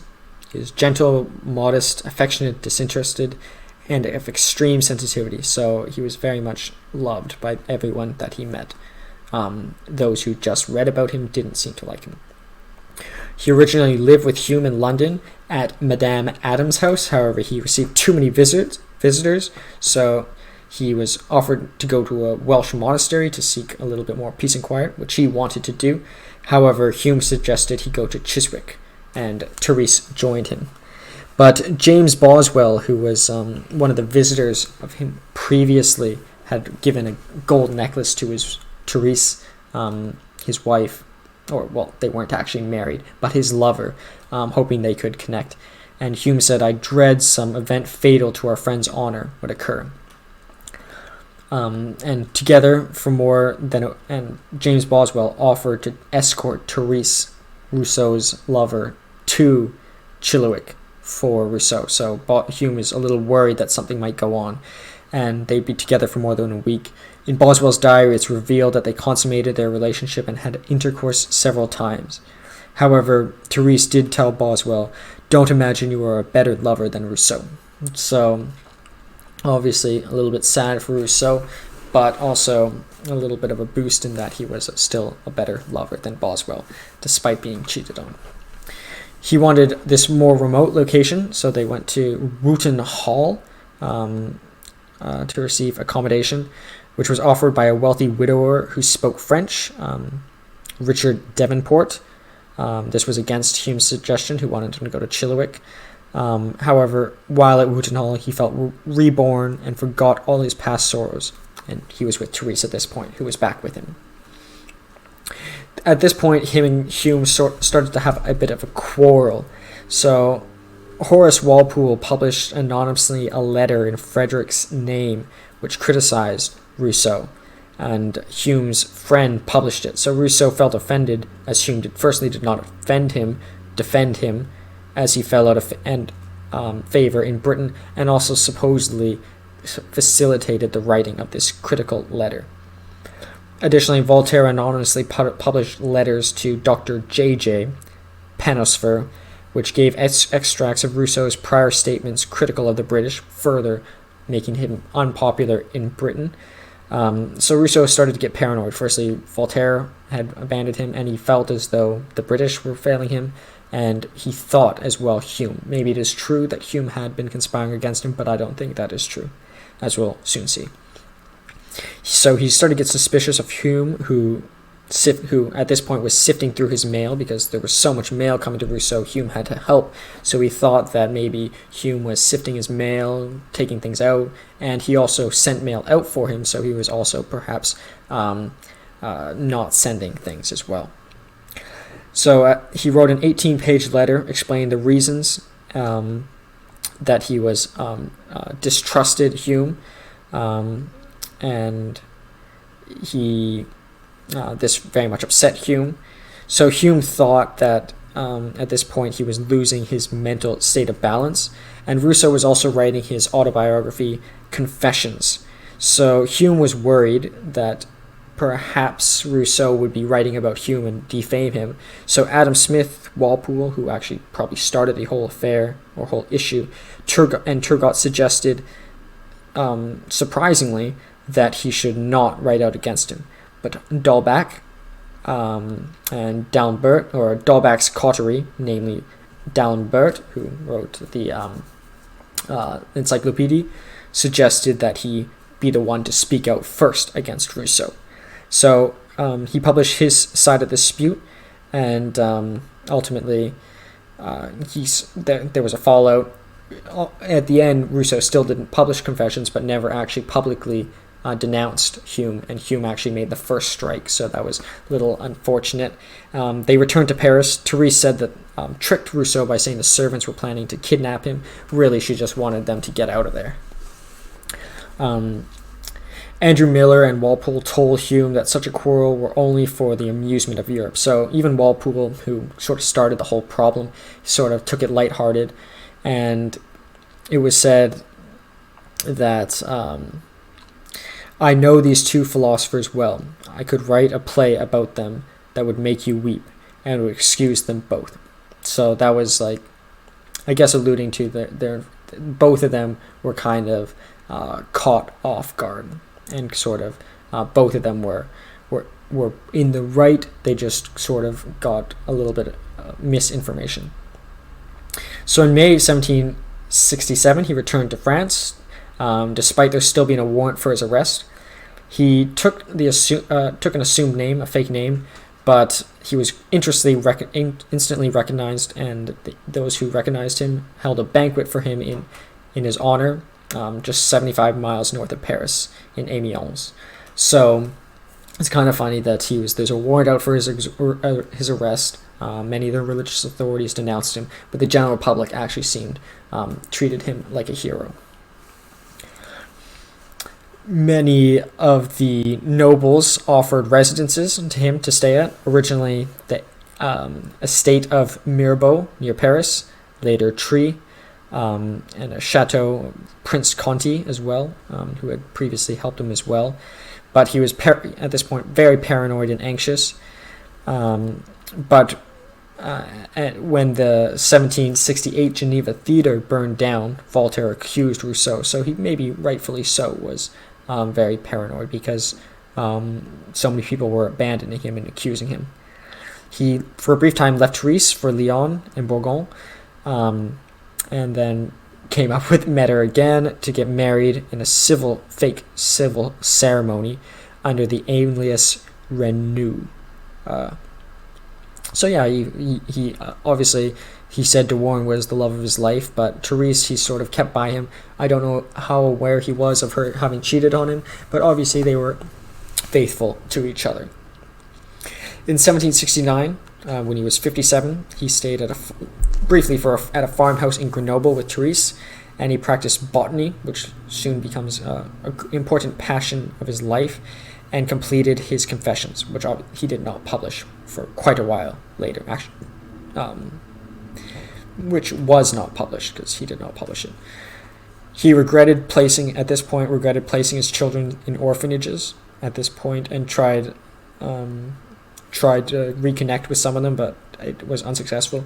He met Horace Coignet in Lyon, a fabric and designer and amateur musician, and he prepared music for his prose poem Pygmalion and his romance The Village Soothsayer, which was performed in Lyon to public acclaim. So I think the small little point to be taken away here is that he saw success in this small fabric designer and amateur musician, which is something that he wasn't necessarily looking for the great famous. He was able to see abilities in those who were not famous. I think that's important to note. In June, he returned to Paris in an unfashionable district called Rue de Platière, which is actually called now Rue de Jean-Jacques Rousseau, road of Jean-Jacques Rousseau. So obviously famous enough to ultimately have the road, and now it's a very significant road. If you want to get real estate there, you'll obviously need a lot of money, so he probably well influenced it. He paid his bills at this point by copying music and continued to study botany. He wrote this book called Letters on the Elements of Botany, which was addressed to Mademoiselle Desert in Lyon to help her daughters, which actually this book on botany achieved widespread acclaim and it was posthumously published to even more success. It's a true pedagogical model, and it complements Emile, said Goethe, who is a great author. He wrote The Sorrows of Young Werther, which is a very, very great short novel, so a great appreciation from another great individual. I guess an important note on his fascination with botany is at the end of Voltaire, his final line in Candide, which is his short novel, but probably his first novel, is "Tend to your garden." It's that regardless of all the hardships, regardless of all the questions in the world, just focus on something small and something meaningful, and that is, it seems to be, Rousseau is really living the ideal of Voltaire, despite Voltaire's criticism towards him. Confessions was not published, but in 1760 he started holding private readings. One lasted 14 hours. A spectator, Joseph Dorat, said, "I expected 7 to 8 hours, but it lasted 14 or 15. The writing is truly a phenomenon of genius, of simplicity, candor, and courage. How many giants have been reduced to dwarves? How many obscure and virtuous men restored to their rights and avenged against the work of the wicked by the testimony of an honest man." So a great piece of writing, but also quite revealing as well. So it's considered one of the hallmarks of autobiographies. To what extent it has influenced many others, but is probably very large. In 1771, however, Madame d'Epinay, who he had formerly stayed with, wrote to her friend, the chief of police, to stop allowing these readings because, in fact, to protect Rousseau. So he did stop, and ultimately Confessions was posthumously published in 1782. In 1772, while he was still alive, he was invited to present recommendations for a new Polish-Lithuanian Commonwealth's constitution. So this would be considered his last major work, not his last work, however, and it's called Considerations on the Government of Poland. In 1772, so obviously his writing on the social contract was at this point being appreciated and respected. In 1772, he wrote Dialogues, Rousseau, Judge of Jean-Jacques. So this is a kind of a strange book. It included 3 individuals, and one of them was a Frenchman, one of them was a character named Rousseau, and these 2 individuals were having a conversation about the merits and demerits of an individual called Jean-Jacques. So he sort of divides his own person into two. But it was considered his most unreadable work. But he still begs his readers' indulgence on the grounds to defend his reputation before his death.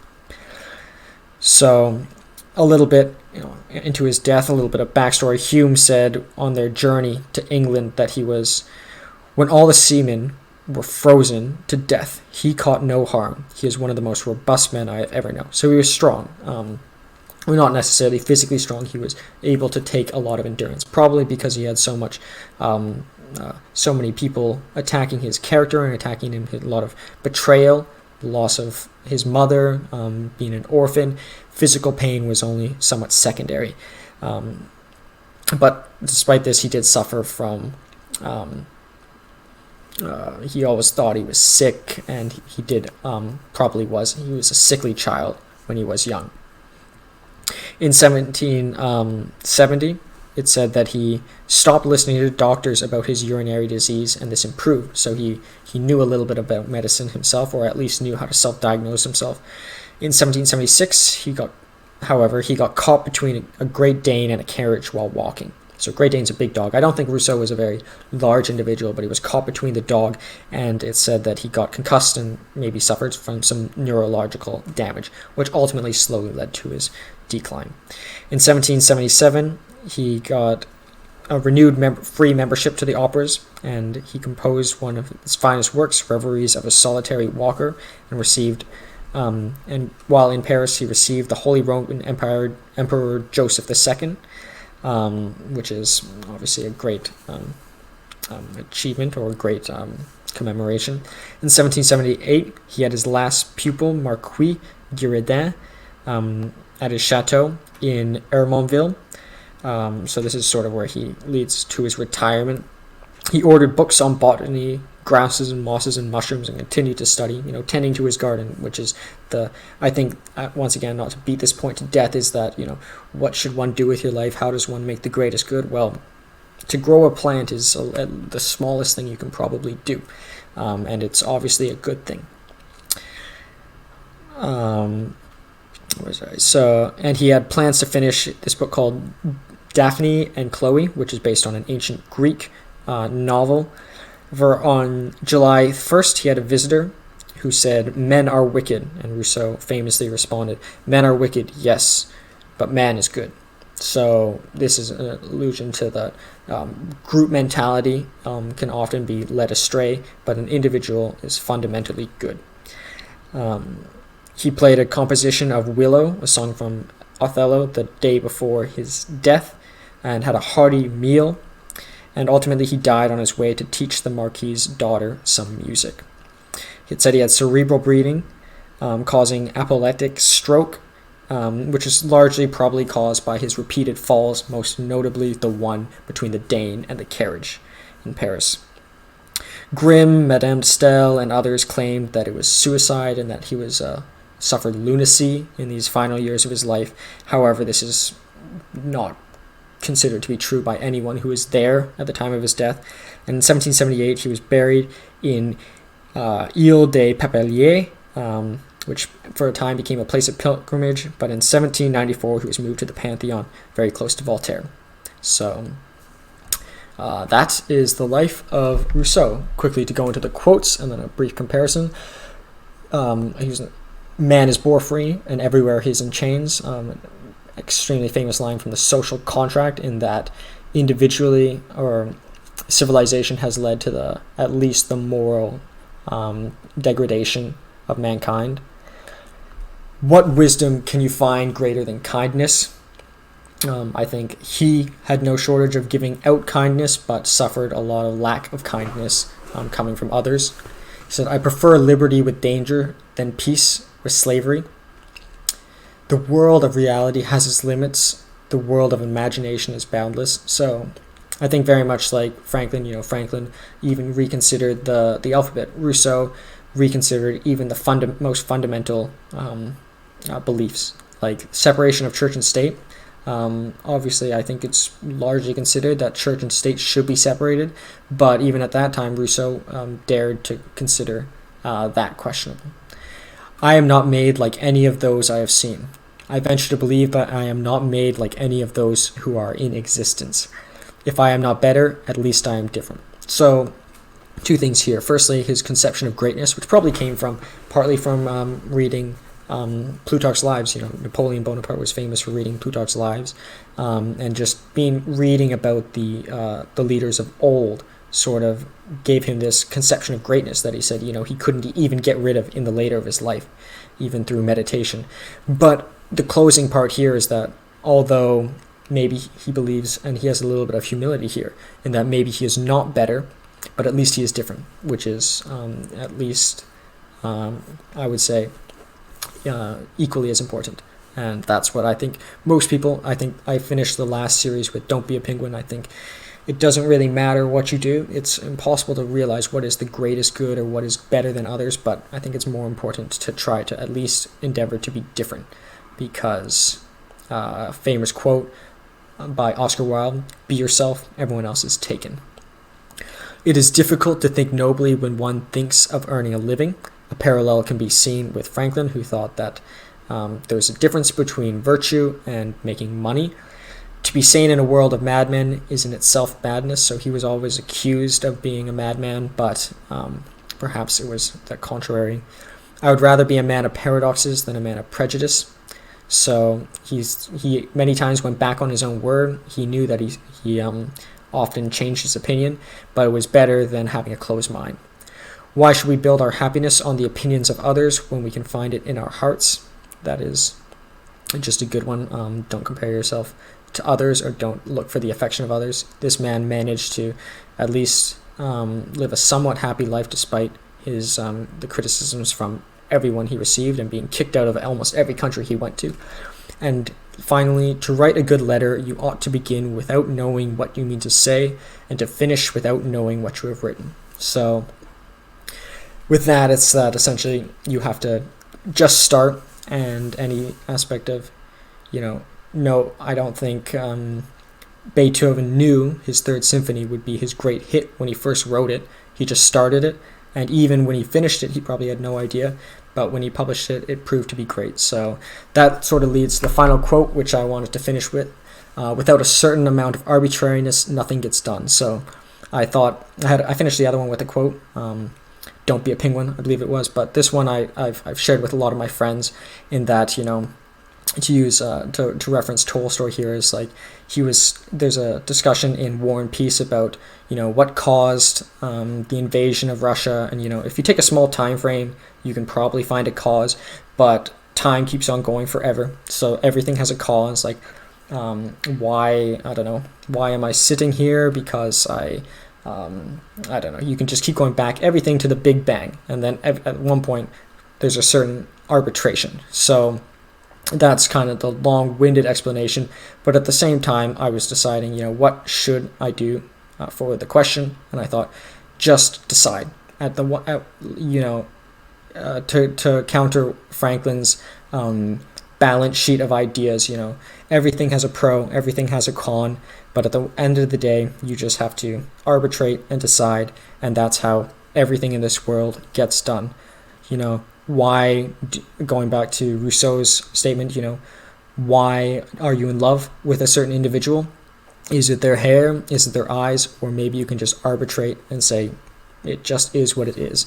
And that's sort of also, to draw another parallel to a great life that I covered here, Descartes, I think therefore I am, his great struggle in his life was what can I prove? Ontology, essentially.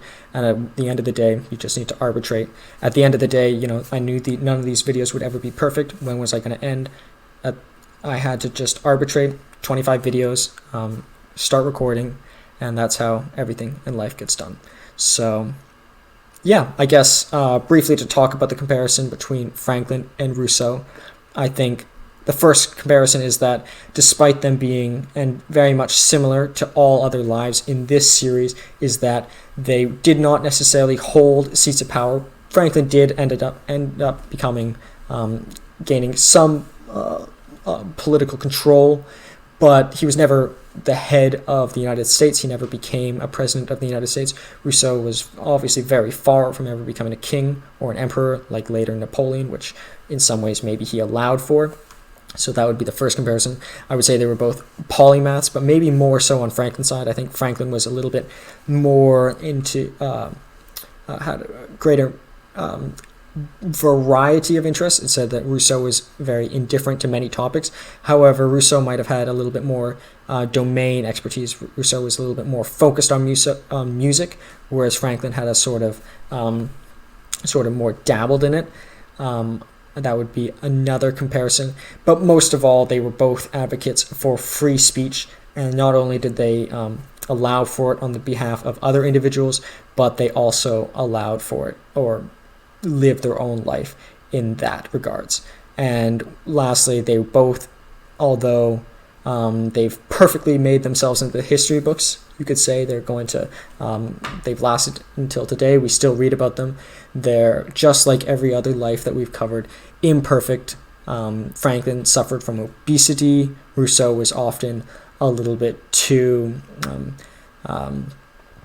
critical, or antagonized himself a bit too much.